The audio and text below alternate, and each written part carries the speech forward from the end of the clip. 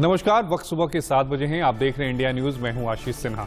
नमस्कार, मैं हूं गीतांजलि और खबरों की शुरुआत करें बड़ी खबर के साथ जो कि जम्मू कश्मीर से आ रही है। आपको बता दें, जम्मू कश्मीर में आतंकियों की कायराना हरकत आपको बता रहे हैं। आतंकी हमले में कल पुलिस कांस्टेबल तौसीफ शहीद हुए।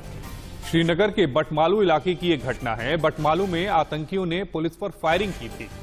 और पिछले महीने बटमालू की अगर बात करें तो अब्दुल डार की हत्या भी की गई थी। कश्मीर में टारगेट किलिंग का सिलसिला जो है वो जारी है। ये चौथी हत्या है अगर हम बात करें अक्टूबर से जो आतंकवाद द्वारा की गई है। इसी खबर पर ज्यादा जानकारी के साथ हमारे संवाददाता आरिश बिलाल हमारे साथ सीधे लाइव जोड़ रहे हैं कश्मीर से। आरिश, टारगेट किलिंग जो शुरुआत हुई थी 2 अक्टूबर से, शुरुआत में उसमें गैर कश्मीरियों को निशाना बनाया गया, फिर गैर मुस्लिमों को निशाना बनाया गया। कुछ समय के लिए ऐसा लगा कि ये टारगेट किलिंग रुक गई है जब सेना ने काउंटर अटैक किया। लगभग 14 जो लोग हैं उनकी हत्या कर दी है आतंकवादियों ने पिछले, अगर हम एक महीने की बात करें। हालांकि 20 आतंकवादियों को सेना ने मार भी गिराया है। जी बिल्कुल। और जब गृह मंत्री अमित शाह यहाँ पे आए हुए थे तो जब उन्होंने सिक्योरिटी रिव्यू लिया था तो काफी उन्होंने आदेश दिए थे सिक्योरिटी फोर्सेस को कि ये जो सिलसिला है ये बंद होना चाहिए। और लगता था कि पिछले 2 हफ्तों में कोई बड़ी वारदात रिपोर्ट नहीं हुई, न तो कोई मेजर एनकाउंटर हुआ, न कोई हमला हुआ। तो कहीं ना कहीं लग रहा था कि शायद सिचुएशन जो है वो बदल गई है और शायद जो टारगेटेड किलिंग्स हो रही है इन पे थोड़ा विराम लग जाएगा। लेकिन कल शाम की ये घटना है 7:30 और 8 के बीच में।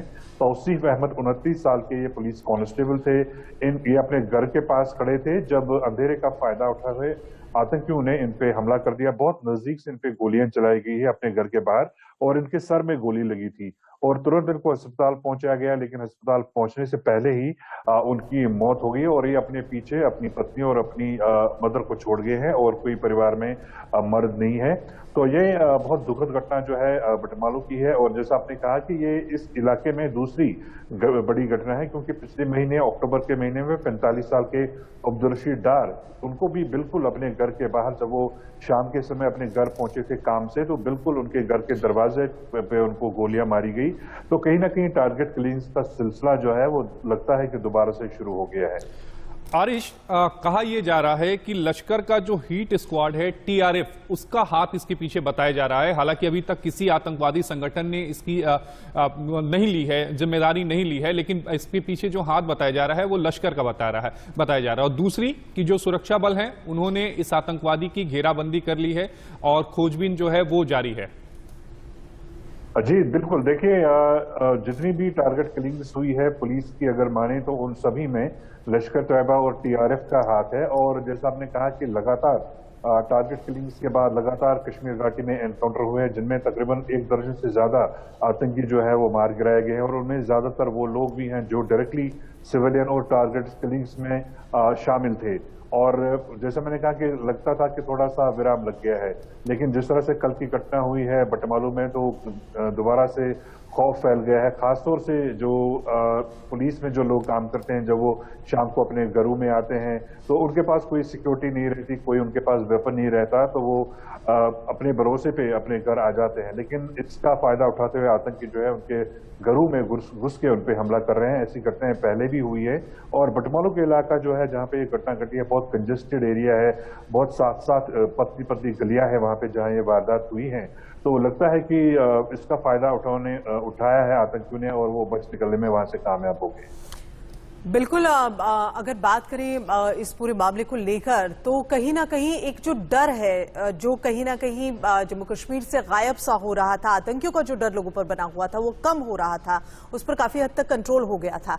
लेकिन इस तरह की जो बढ़ती घटनाएं हैं, चाहे यहाँ पर ग्रेनेड से हमला हो या फिर गोली मारकर हत्या कर दी जाए पुलिस कांस्टेबल की, तो इस तरह की जो घटनाएं लगातार हो रही हैं वो कहीं ना कहीं ये बता रही हैं एक बार जम्मू कश्मीर में फिर से क्या आतंकी जो डर है वो एक बार फिर से बनने लगा है, ये कहा जाए।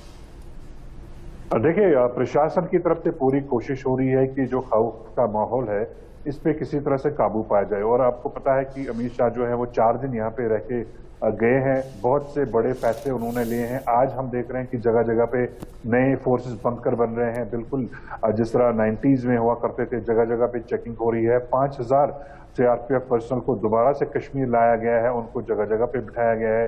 3000 उनमें से सिर्फ श्रीनगर में लगा दिए गए हैं, क्योंकि ज्यादातर टारगेट किलिंग जो है वो श्रीनगर में हो रही है। लेकिन ऐसा मुमकिन नहीं है कि हर गली कूचे में और हर घर पे और हर इंसान जो अंडर थ्रेट है उसको सिक्योरिटी फराहम की जाए। और इन्हीं लूप होल्स का फायदा जो है वो आतंकी उठाते हैं, चाहे वो पॉलिटिकल वर्कर हों, चाहे वो नॉन लोकल लेबरर हों, चाहे वो पुलिस कर्मी हों, सीआरपीएफ के एहलकार हों। जब भी उनको मौका मिलता है तो वो टारगेट किलिंग कर देते हैं। और जैसे मैंने कहा कि ये खुद सिक्योरिटी फोर्सेस जो हैं वो भी मान रहे हैं। उन्होंने कई बार प्रेस कॉन्फ्रेंसेस में मीडिया से इंटरेक्शन के दौरान ये बातें दोहराई है कि ऐसा पॉसिबल नहीं है कि हर अंडर थ्रेट इंसान को सुरक्षा फराहम की जाए। और हालांकि जैसे मैंने कहा कि प्रशासन लगातार कोशिश कर रही है कि इस तरह की घटनाएं ना घटें, लेकिन फिर भी ऐसी घटनाएं हो रही हैं।